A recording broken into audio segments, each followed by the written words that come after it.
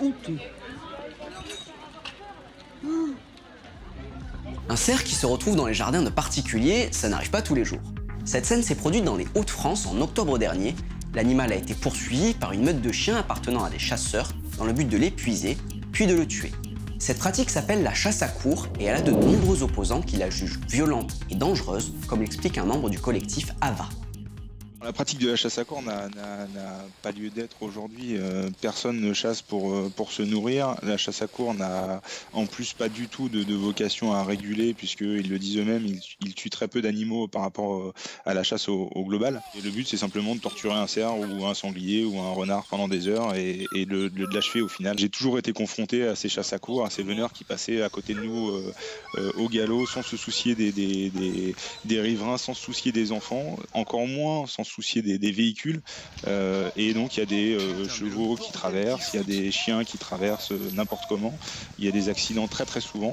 On a trouvé judicieux de filmer. Il y a clairement deux objectifs majeurs. Le premier, c'est de faire connaître les risques et globalement la chasse à courre à tous les gens qui voient nos vidéos. Ça sert aussi à nous protéger parce qu'on a quand même des situations qui sont parfois tendues.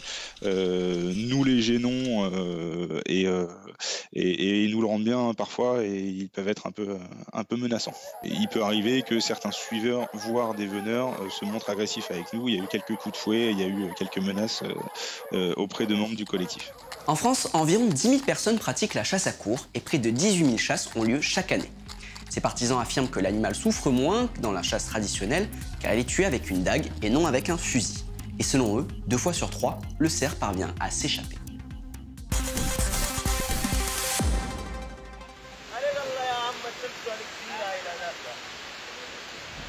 Depuis 2015, à Bruxelles, des migrants se retrouvent au parc Maximilien, au centre-ville de la capitale belge. Tous les soirs, des dizaines d'activistes vont à leur rencontre et leur proposent de dormir au chaud. Certains sont hébergés dans un dortoir géré par les riverains, d'autres, environ 300 personnes, dorment chaque soir chez l'habitant. Youndex fait partie de ces bénévoles et tous les soirs, il accueille plusieurs migrants dans son appartement à Bruxelles. Chaque soir au parc Maximilien, c'est un peu la surprise. On ne sait pas qui on va rencontrer, qui va venir nous demander de l'aide. Il y aura principalement des jeunes hommes seuls, quelques familles, des groupes de femmes. J'habite un petit appartement de 75 mètres carrés. Depuis le mois de septembre, c'est entre 2 et 10 personnes que j'accueille chez moi dans mon salon chaque soir. Donc, ce sont des gens qui viennent d'Éthiopie, d'Érythrée, du Soudan, de Libye, de Syrie. C'est un peu un jeu de Tetris pour arranger des tapis de sol, des matelas gonflables. On appelle ça l'hôtel Youn. Nous, en tant que bénévoles, on doit répondre à énormément de questions, de craintes d'hébergeurs qui vont accueillir pour la première fois des gens chez eux. Les questions peuvent être du type « Je suis une femme seule, est-ce que c'est dangereux pour moi d'héberger un homme de confession musulmane ?» En France, plusieurs personnes ont été poursuivies pour avoir transporté ou hébergé des migrants ces dernières années. En Belgique, ce délit de solidarité n'existe pas, en tout cas pas pour l'instant.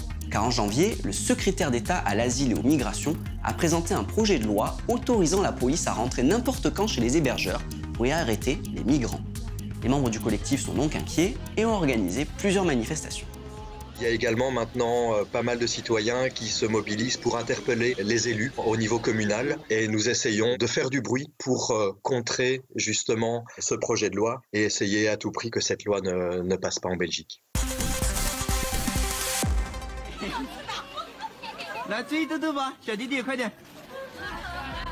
Un chien qui marche debout sur ses pattes arrière, c'est à première vue très mignon et des vidéos de ce genre sont très populaires en Chine. Mais ces images amusantes cachent souvent un comportement cruel envers ces animaux. Notre observatrice Ruby Leslie est dresseuse de chiens en Chine et elle met en garde contre le partage trop rapide de ce type de vidéos. Quand on voit comment ces animaux sont dressés, on comprend que c'est tout sauf mignon. Ces chiens sont forcés à se tenir debout, maltraités, parfois frappés. Ils forcent ces animaux à se tenir debout pendant de longs moments, ce qui est très nocif pour leurs os. On le voit à leur comportement, ces chiens sont effrayés. Ils ne se sont pas mis debout parce qu'ils en ont envie, mais parce qu'ils ont été forcés à le faire. Autre gros succès sur les réseaux sociaux chinois, ces vidéos de chats effrayés par des concombres. Là aussi, les plaisanteries peuvent paraître anodines, mais pour notre observatrice, elles sont absolument à proscrire. Ce que les gens ne comprennent pas, c'est que ce genre de plaisanterie risque d'affecter les chats à long terme. La prochaine fois qu'ils mangeront, ils vont peut-être faire comme ça et se recroqueviller. En fait, le chat va faire une association négative entre votre comportement et sa nourriture. Il n'y a pas que les chats et les chiens qui sont concernés, les vidéos virales d'animaux sauvages cachent parfois aussi une souffrance. Regardez le cas de ce loris. Certaines personnes n'hésitent pas à adopter un loris comme animal de compagnie. C'est une erreur. Les animaux sauvages ne sont pas des animaux de compagnie. Ils les chatouillent pour qu'ils lèvent les bras. Mais en fait, les loris qui font ça essayent de se défendre. Ils activent une glande venimeuse située au niveau du coude. Et pourtant, ils ne peuvent pas vraiment se défendre. Le venin est censé sortir de leur bouche. Mais comme leurs dents ont été arrachées après leur capture, ils ne peuvent plus mordre. Voilà, c'est fini pour cette semaine. Vous avez été témoin d'un événement près de chez vous. Envoyez-nous vos images et vos histoires au contact qui s'affiche à l'écran. Peut-être que le prochain observateur de France 24, ce sera vous. À bientôt.